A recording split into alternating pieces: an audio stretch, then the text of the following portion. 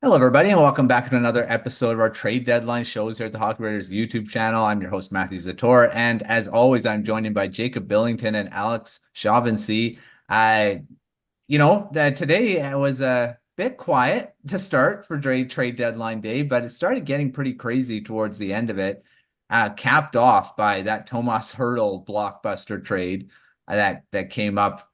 It was like right after three, maybe around three was when it was announced. So that was a bit of a bombshell. So let's start with that one. I know, Jacob, we talked about it in our quick reaction. So I'll get Alex's thoughts on it because you weren't on the show there. What do you think about this Tomas Hertl trade? I mean, it wasn't a rental at all. I mean, this guy now he's going to be in Vegas for at least 6 seasons. Who knows? He may be traded within that time too, but for now, that's what it is. What do you think about that Hertl trade to start here? Yeah, I mean, I don't know how Vegas keeps doing it. They keep doing it somehow. I was kind of surprised that San Jose would trade him to a rival like that. Especially when going back from that one playoff series a few years ago. But I think it was also good for them to get off that contract if they really want to be a rebuilding team. They need to get rid of all the bad contracts they have, and that includes Vlasic as well. So I think getting off that contract was fine. If I remember, did they get David Edstrom in Yeah. that deal, right? He's Yeah. a pretty good prospect, so that's not bad. I was also a little surprised that they sent 2 draft picks to Vegas. I was like, why is Vegas also getting Yeah. 3 round picks or 2 third round picks in this? That didn't really make too much sense to me. Definitely one of the weirder trades, I think, of the whole deadline. I don't think anyone expected Hurdle to get moved, but you always have one of those deals, usually every deadline, and this was it this year. As for Vegas, I mean, they're loaded. They're ready for another cup run for sure. They don't mess around. Good trade for them. I don't think San Jose did terribly, just because of the fact they moved the contract and they only retained 17%. So it's not like they're taking 50% for 6 years. That would have been absolutely outrageous. Yeah. So I think all right for them, but Vegas really won that trade for sure. 100%. Jacob Bell, you've had to digest it a bit. Do you have any other thoughts on it or? Yeah, so one thing that I didn't really think of is that they're retaining for 6 years. So like yes, that's we talked about that about the deal, but 6 years of 1.5 million or 1.39 or whatever it is, 6 years of that, plus they're still retaining on Eric Carlson and they're retaining on Brent Burns. So they don't have any retention slots open. So if Yeah. you look at next year's trade deadline, like they have Mikhail Granlund, Mario Ferraro, Jan Ruda, they're trying to move any of these guys. Mackenzie Blackwood, they can't they can't retain anything. So as a rebuilding team, having what is it, almost $6 million retained for quite a significant amount of time. 2 years on Burns, 4 years on Carlson, 6 years on Hertl. That's tough. That's a tough spot to put this team in. And I don't think the cap is going to be hurting them in those 6 years, but they're kind of giving away assets by not having the ability to retain. So that was one thing that I took away from it, other than the fact that it was a really good deal for both sides, I think. Um, yeah. So that's just one thing I didn't think of. Mhm. Yeah, the retention thing that is a good point because a lot of the young guys that they do have and their prospects that are coming up, it may get to a point where you're going to have to start thinking about that. Have to sign these guys, and all of a sudden you can't retain salary. You've got all this stuff still on your books, and you're trying to sign these young guys. So it could become a problem, although they may not be thinking about that right now. Just trying to gain their prospects and try to build that core. Whatever core they do have. I don't know what their core is right now because I really don't know. Like, do they even have an established core yet? It's kind No. of, we'll see how the Yeah. young guys kind of fit I in. don't think so. I think they're hoping their core is going to end up being Mackie Celebrini and Michael Misa in the next Yeah. Yeah. draft. So, I Right. mean, Will Smith does look like a really good prospect. He's tearing it up as a freshman at, I think he's at Boston College. Yeah. He's at one of the Boston universities. He Yeah. looks like a really good prospect, but yeah, I agree with you. I don't think they have a core yet. I think they're hoping it'll be Celebrini and Misa after the next 2 drafts. Yeah. Well, William Eklund is a very good prospect too. So Yeah, him too. Yep. yeah, he's played in the NHL most of the season. He's been pretty good. So I mean, we're not sure that he is part of that core. I'm sure they want him to be, And he definitely is a good building block as well. All right, I'll stay with you, Alex, on this because this involves the team you covered at the Hockey Writers, not anymore, but you do still cover the Devils outside. Vitek Vanecek going to the San Jose Sharks, as we just finished talking about the Sharks, for Kaapo Kahkonen. They also acquired Jake Allen from the New Jersey Devils. Not from the Montreal Canadiens. My gosh. Okay, from the Montreal Canadiens. They acquired from themselves. What did you think about those two trades? They basically just swapped goaltenders, and now they have a tandem of Allen and Kahkonen, I guess. Yep. So I knew they were going to get a goalie today for sure. I didn't think it was going to be one of the big guys, whether it was Saros, Markstrom, or Linus Ullmark. I didn't think they'd get one of those guys today. But I did think they were going to get Kahkonen. I even tweeted early this morning before all the action got started. I was like, I think they get one of Alex Nedeljkovic or Kahkonen today. But once they got Jake Allen, I was like, okay, I think they're done here. They're just going to roll with Jake Allen and, Nico Daws or Kira Schmid, whichever young goalie plays better for the rest of the way. I didn't think they were going to get a second goalie after they got Jake Allen, but I guess the opportunity to move off Vanecek's contract, you can't really pass up on that if you're going to go after one of these big name guys in the offseason. So the fact that they got rid of Vanecek's contract, and he was great the first season he was with the Devils, this year it just did not work out at all. To get rid of that $3.4 million cap hit was huge. That in itself is a win. And Kahkonen was having a pretty good season until like the last couple of weeks. I think just playing behind that Sharks defense, it's going to get to you eventually. But he's worth taking a gamble on.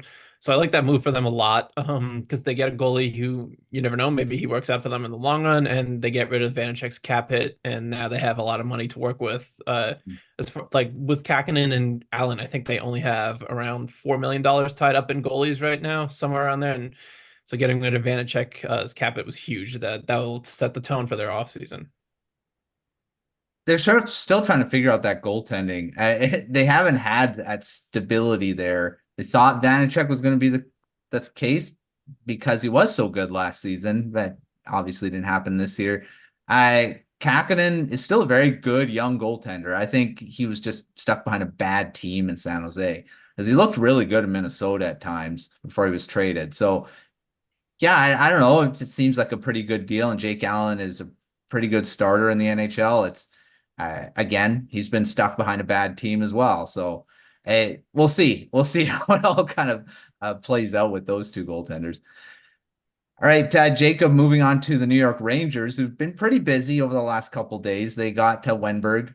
We talked about that one. But they also added a couple guys today, Jack Roslovic and Chad Ruhwedel from the Pittsburgh Penguins, Roslovic from the Columbus Blue Jackets.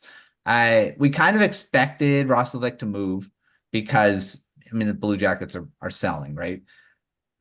Could that be an underrated trade for the Rangers? Because Roslovic hasn't really fit with the Blue Jackets. He may fit with the Rangers. What do you think about him?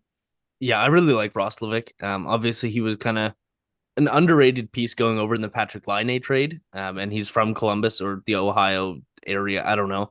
And so everybody was really excited to see him go there, but he didn't really break out like kind of expected. He's a former first-round pick, and the expectation was that he could break past his kind of 30-point threshold that he was showing in Winnipeg. He comes to Columbus. He does better. He's a 45-point guy, but there is still some talent there, and there was just it's tough because in Columbus right now, there's a lot of players and a lot of talent, but they're keeping the young talent behind the veterans, even though they're not good. Like, you need to play your young guys, and Roslovic never really got a true chance. So I do wonder how well he does in New York and what kind of opportunity he's going to get. So I don't know if this is a long-term move for the Rangers or if it's just kind of looking towards the end of this year. I believe he's an unrestricted free agent at the end of this season. So yeah, I don't think he's going to be a long-term fit there, but this is a good chance for him to show his value in the playoffs. Yeah, like the Rangers needed bodies with the injury, like Hertl. Obviously, Wenberg is basically taking his spot, but Roslovic, I believe, can play center as well. Yep. So he may be an answer there too. So maybe try both of them and see how it works. Ruhwedel is I may have called him Jack, but it's Chad Ruhwedel. I missed that. Yeah, I may have called him Chad. I don't know. I'm pretty sure I said the wrong name. But he's just a depth guy. I think he could be pretty good bottom six, fourth line. He's been pretty good in Pittsburgh. So again, just adding guys that may do something in the playoffs, and you always need that extra depth for injuries and for other things that could happen, right? So he could be an interesting one. Moving on to the Nashville Predators, Alex. Jason Zucker got traded there. Alex Gurianov, I mean, probably won't move much of a needle. Although Gurianov was pretty good in the playoffs for the Dallas Stars a few seasons ago when he broke into the league. So you never know; he could actually do something too. What do you think of those moves for the Predators on deadline day? They did some other moves beforehand too, but these are the two they did today. Yeah, so the Zucker deal I really liked. At first I was like, what are the Predators doing here? I didn't really understand it, but then I saw they only was a 6th-round pick, right? That they acquired him for. I was like, oh, that's a no-brainer for what he provides. So I think they're pretty set on getting that wild card spot in the Western Conference. They got like a 7-8 point gap on whoever is chasing them right now. So that'd be kind of tough of whoever is behind them to catch up. And after trading Yakov Trenin, I think he's the Zucker and Trenin are different types of forwards. It's kind of a tough comparison, but you move one of your better depth pieces out in Trenin to the Avalanche, and then you get Zucker in, and it kind of replaces him. He's just a rental, so it's fine. The cap hit, I think there was no retention on it, right? Too, so No. they take a full cap hit. I like that move for them a lot. I think it just solidifies their depth while they try to get a wild card spot, which I don't think anyone really expected them to compete for the playoffs this season. So definitely a plus for them. And I like that they kind of did a mix of buying and selling at the deadline. They kind of did a little bit of both, which I think was a good plan for them. Yeah, Gurianov had 20 goals in 2019-20 and 9 goals in the playoffs. So, you don't know this name, and then all of a sudden he may actually become. He got traded. Where did he get traded to? Philadelphia? Philly, yeah. Yeah, Philly, right from Nashville. So he could actually become something for Philadelphia. I misspoke there. He went from Nashville to Philly.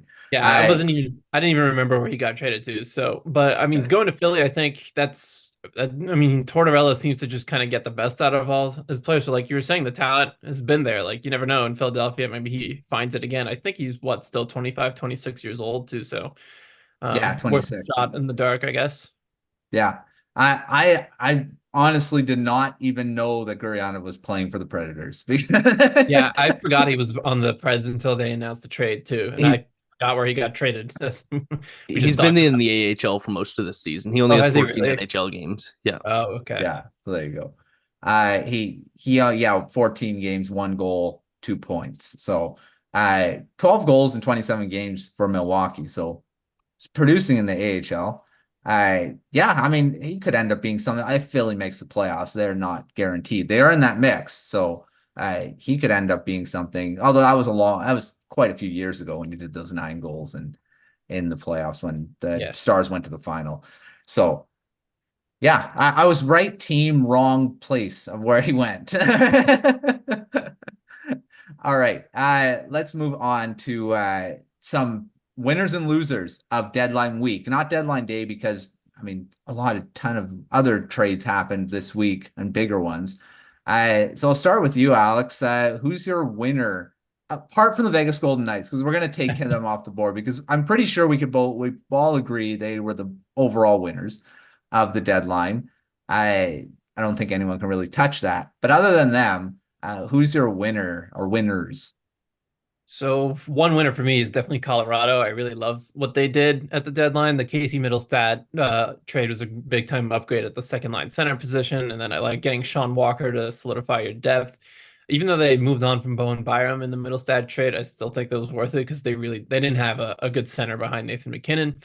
Had to do that. And then, like I said before, with the Trenin trade, he's one of like the best fourth line wingers in the NHL. So I thought that was a really good pickup. The one thing that I was kind of surprised that they didn't do was get a goalie. As far as I know, they didn't get a goalie, right? So I thought Jake Allen was actually going to be the one that ended up going to Colorado. So we'll see how that works out for them in the playoffs. Georgiev has been up and down, but they've had to work him so much because they just don't have a backup with Francouz out, and they've kind of used some different young guys there. So was interesting to me that they didn't get a goalie, but I still think they're one of the winners of the deadline for sure. Yeah, the Avs, they got their second line center. That's a big deal with Middlestad. And they made a few other little trades that could potentially be pretty big once all's said and done. Like when Josh Manson was traded there, I didn't think that was a big needle mover, but then he became one of the bigger defensemen in the playoffs. So they could have one of those moves there. So yeah, the Avalanche or under the radar bit in the deadline, and yeah, definitely winners and a lot stronger than they were before the deadline. Jacob, what about you? Who are your winners? I'm going to go stick in the Central Division. I'm going to say the Winnipeg Jets. And I'm going to include Sean Monahan here. It was about a month before the trade deadline, but it was a deadline acquisition. It was just early.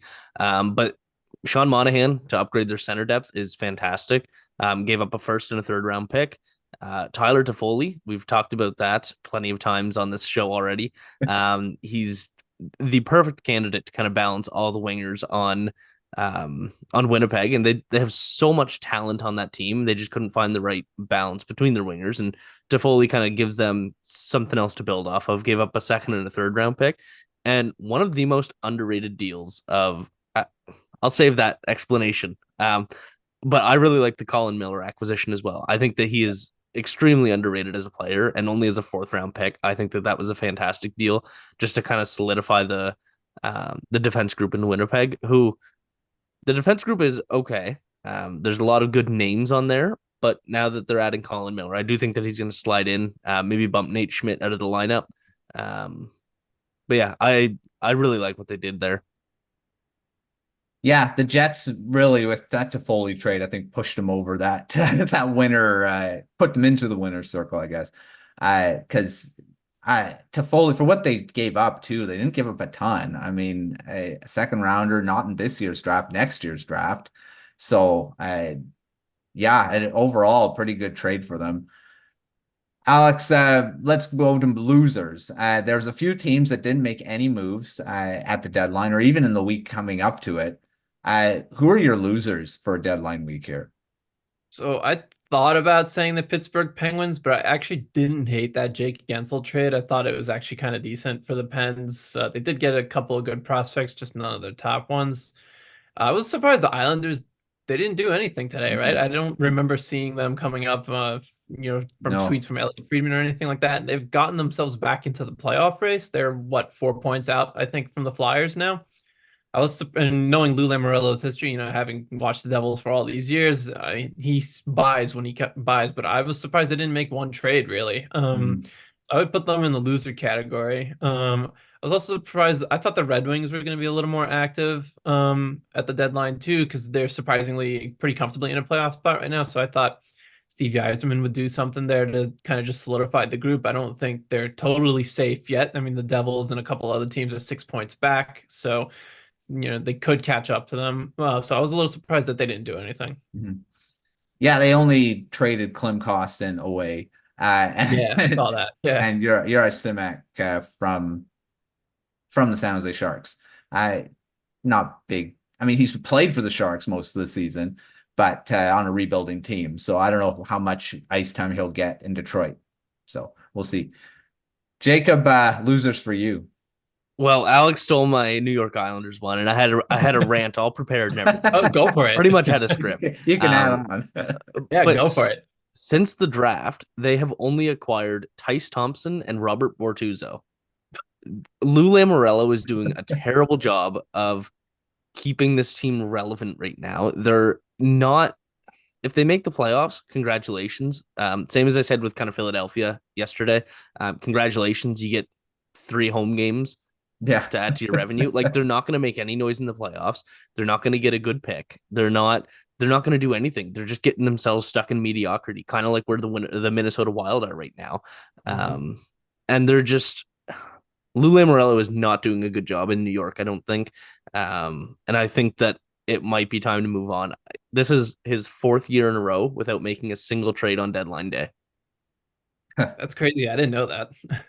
Wow. Yeah, he made the Bo Horvat trade way before the All-Star break. Yeah.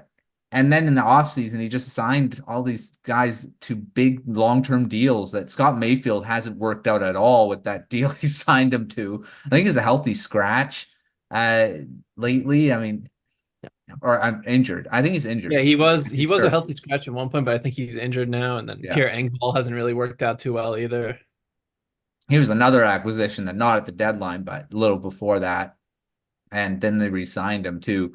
I don't know. He doesn't seem to want to change his core up too much, and the core probably isn't working too well right now. I mean, Horvat's been good. He's been pretty good since he was acquired.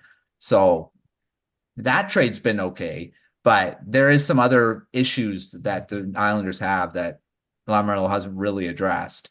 And I do agree. I think they're going to be stuck that way for a bit because of those deals that he signed, unless they can get out of underneath a few of them. But yeah, I don't know.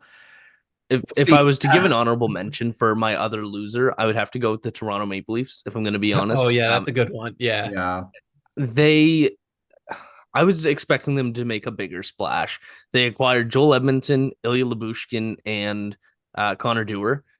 They're all good guys to have for depth in the playoffs, but they're not going to help out where your problems are right now. Right now, the Toronto Maple Leafs need that high-end right shot defenseman. They did not get that. They didn't get anything close to that. And even if they went after Matt Dumba, that still doesn't solve their issue. None of these guys are anything more than bottom pair 6-7 defensemen. And they add the physicality. They're likely playing Boston in the playoffs in the first round. They're kind of preparing for that, but physicality isn't what they need. They do need it, but that's not their biggest need. And I just think that they wasted a lot of draft picks on a very mediocre trade deadline. Not impressed with Brad Treliving this year. Yeah. And the thing is that they have pretty limited draft capital as it is. So they had to be wise with those picks, and they weren't. Like using a third on fourth or whatever it was for Joel Edmondson. Not great. I mean, he's not that good anymore. Lyubushkin, I guess. I mean, they're familiar with him, so I guess there's that. But I don't know. I thought Treliving had a really terrible trade deadline. I don't think he did much to improve the team. No, and they paid 2/3, a fourth, a fifth, and a sixth. Yeah, and for what they got from those, I mean, the chances of those picks actually becoming NHLers are not that high, but still, I mean, I didn't think there was just a wise use. You could have found better depth players out there for sure for those picks.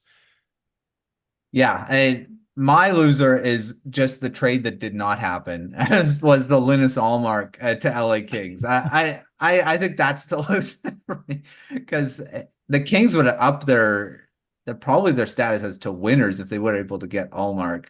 Because their goaltending's, I mean, Cam Talbot's been really good lately, but I don't know if to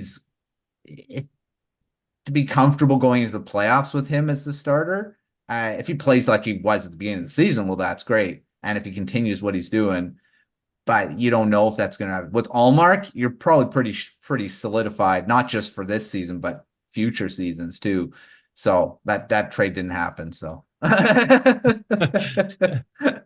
Dubois was going to be in that deal too, and that hasn't worked out in LA. So that would have been really good for them to get underneath that mistake. Seems like it's a mistake right now. So that would have been a really exciting deal. Yeah, and include with the Hertl deal. Yeah. Yeah, the Pacific Division. Yikes. I don't know. That division's pretty scary now. All right, under the radar trades. And these are the ones that potentially we don't really talk about a lot, but could end up being pretty big. So, Jacob, I'll start with you because I know which one you're probably going to be identifying there. Yeah, I'm going to go with Colin Miller for my first pick here. I really like what he brings to the game. And Alex, you can probably actually talk about Miller a bit better than I can just because you've watched a lot more of him. And for a fourth round pick, he's good on both sides of the puck. He doesn't put up incredible numbers, like he's not contending for the Norris or anything, but he does generate play. He is good in the transition, and he's great at defending as well. So he's a really good balanced option that the Winnipeg Jets acquired. And kind of like I talked about earlier with Alexander Carrier, I believe that was yesterday, Matthew, just kind of like another Dylan DeMello, just really, really solid. He's not going to be a huge standout, but really rounds out that defense group. got a heck of a one-timer too on the power play if they decide to put him on there. Yeah. I like the Miller pickup too for Winnipeg. Just having watched him with the Devils this season is pretty. Even though he only had like 8 points or whatever it was, he's a pretty good offensive defenseman. His shot. I mean, he's never seen a point shot he doesn't like. He lets it go from there. He's got a great slap shot. Doesn't always hit the net, but it's always seems threatening. And yeah, good puck mover. He's good defensively. So really nice depth addition for Winnipeg. I like that as well. I kind of mentioned my underrated depth move before, but it's Yakov Trenin to the Colorado Avalanche. I think he's like one of the best fourth line wingers in the NHL. His defensive impacts are crazy good. He's a great penalty killer. And even though he's a fourth line winger, he's averaged like 15 goals per 82 games over the last 3 seasons. So he will chip in offensively too. I thought that was a really, really good pickup for Colorado. And almost to mirror the exact same thing you just said, Alex, you could just take the name Trennan out and put in Duhaime, and I feel the exact same way. Yeah. I love the Duhaime acquisition. Yeah, that was a good Duhaime's good. I know just from reading Mariah's takeaways, I edit them every morning. And Duhaime and Dewar are two of her favorite players, and she's probably not very happy that they're both gone now. But yeah, great depth guys. Duhaime's the better one, I think, more of a, but they're both really good depth and good third, fourth line guys you need in the playoffs. And there you go. Now Colorado's got one of them, and the thing is about that's what seems to have pushed it pushed the Avalanche in the playoffs when they won the cup. Andrew Cogliano in the third, fourth line role, guys like that just make a difference. So yeah, we'll see what those kind of moves make out. I think I really liked that acquisition for Colorado too. Overall, the Avalanche did pretty well, like we mentioned before. All right, just finish us off here. I pick a best and a worst trade of deadline week. Now the obvious, probably the Hertl one is probably the best. We probably agree with them. So let's take that one off again.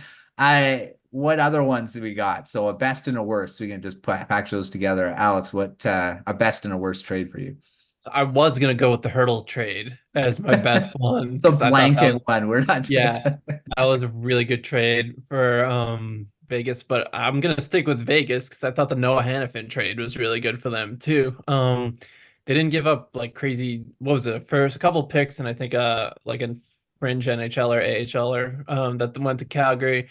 I mean, Vegas's defense was already good as it was, but now you add Noah Hannafin to the mix, and it's probably one of the best in the Western Conference for sure, especially when everyone's healthy. So I would say we're taking Hertl out of this. I would go with the Hannafin deal. Yeah, for sure. Jacob, what about you? For my best, and it was one of the best for both sides, I think, for the buyer and seller, and that was the Jake Guentzel trade. Carolina got exactly what they needed. They paid a ton of assets, ton of quality assets, and they got Ty Smith as well, who's still just sticking around in Wilkes-Barre, Scranton. But Guentzel is a huge needle mover for the Carolina Hurricanes. He's exactly what they needed. It did not matter what they were giving up as long as it didn't include Alexander Nikishin. So the fact that they got Jake Guentzel for anything but him is fantastic. But the Pittsburgh Penguins also did incredible. I think that those three prospects that they got are really good quality, and obviously get the quantity as well. They get the second and the fifth round pick that could move up to a first and a fourth. And Michael Bunting, of course, who's going to help them right now. I don't know. I think that both of those teams did absolutely fantastic. I know that people don't agree with me on the Penguins side, but I've watched a lot of these Hurricanes prospects, and I think that there's a lot to be excited about for the three of them. I think Chaz Lucius and Billy Koivunen are a bit more of raw prospects that a little bit of an outside shot, but I think that they're both more than capable of making the NHL. And then Ponomarev as well is going to make the NHL. So one thing about the Pittsburgh Penguins they need is to increase their prospect pool, the quality of it, because it's not very good. And these three guys getting added really increase that depth and what they are as a pool. So yeah, I really like that too, just for what they got in return, and then that first round pick, right, too. So which is going to help for this draft. even if they don't make the playoffs, doesn't look, they're pretty, I don't know if they're completely out of it, but they are pretty far behind.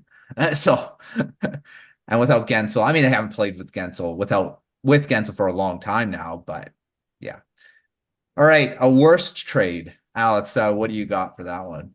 It's kind of the rare trade deadline where I'm just like, hey, none of these trades were like truly terrible. Like I thought a lot of the trades this year were, at least if they were bad, they were just kind of like, oh, it's not terrible. Mm. But I think if I had to pick one that was, probably I'd say the worst is the Joel Edmondson trade to Toronto. I don't understand it. Like, I don't know what Brad Treliving's. I guess I do know what his plan is. He wanted to get more physical.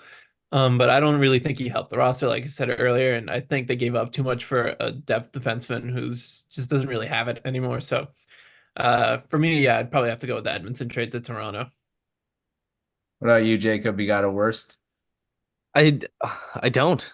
I just opened up Cap Friendly and I'm scrolling through.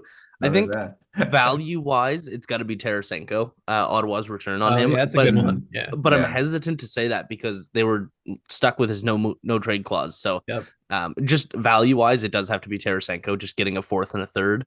But Ottawa's hands were tied and he would only go to Florida. So, value wise, yeah, I'll go with Tarasenko. Yeah, I mean, they may have been able to get more for him if there wasn't that thing that he wanted to go to Florida, right? So, yeah, just their hands were tied, like you said. My best, and I think it's the Anthony Duclair, and that's an under the radar one too, going to the Tampa Bay Lightning, because, the Lightning, they're not in the same position as they usually are, really solidified in a playoff spot, that they're definitely going to make the playoffs, because that's not a certainty. I mean, they are in a pretty good, okay position. But Duclair could actually end up being a pretty underrated guy added to that lineup because he can score. He's shown in the past he can, and can play up and down the lineup.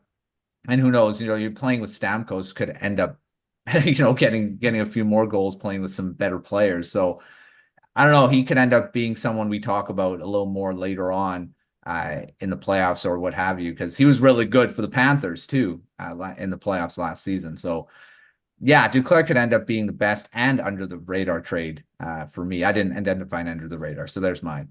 There you go. It's deadline. This deadline has been interesting because like you say, there's no clear cut worst, which is sometimes, usually we have at least one where we're like kind of scratching our heads like, why'd they do that? The Tanner Jeannot trade, I know, was one we did last year. Or like, was it last deadline? Or was I think it was just last year, right? Yeah, it was all those crazy draft picks for who knows. Like, and that was a Lightning one too, which, it usually does happen, but yeah, this time not so much. So it's hard to identify a terrible trade when it's a buyer's market. Like this year, it was absolutely a buyer's market. Nobody went for a king's ransom. Every deal was just fair. There were no steals. There were no absolute ripoffs. There was nothing like that. It was a buyer's market. Everybody just went for a couple mid-round picks. So yeah, it's hard to identify a bad trade in that. Yeah, yeah, that's a good point. Right. Yeah, and there's teams that did their moves a lot earlier. Like everyone was on the Canuck on Twitter saying the Canucks, why didn't they do anything at the deadline? Everyone else is getting better. They got Elias Lindholm and Nikita Zadorov, and they were the only team that was making trades for a long time. Yeah. And yes, I mean, the teams did get better around them, but Lindholm, yes, he hasn't fit in yet, but he could just turn it the corner. He has made a difference in the faceoff circle. He's been a difference defensively. I don't know. I think Lindholm is still going to end up being a pretty good trade. As long as they re-sign him. I still say that because I don't know. It's not very good if they can't re-sign him. All right. Well, there's another deadline in the books at the Hockey Writers. Thanks, Alex. Thanks, Jacob, for coming on and talking the trades and doing these shows, because otherwise it would just be me talking to myself. So thanks for coming on the show. Yep. Thanks for having us on. All right. Well, until next time, we'll be talking. Well, we'll be talking draft later. Draft is next. Everyone's going to be talking about the draft and playoffs and all that stuff for the rebuilding teams. It'll be the draft for everyone else. It'll be the playoff push for everyone. So we'll find out what happens with all these deadline deals, and if there is clear-cut winners and losers, because we don't really know until after the playoffs when all these kind of guys don't do stuff or do stuff. So make sure to check out all of our stuff at thehockeybears.com. We got analysis on all these trades, recaps, all that fun stuff. But yeah, check us all out there. Until next time, we'll see you on another episode of whatever you want to watch here on the YouTube channel here at the Hockey Writers.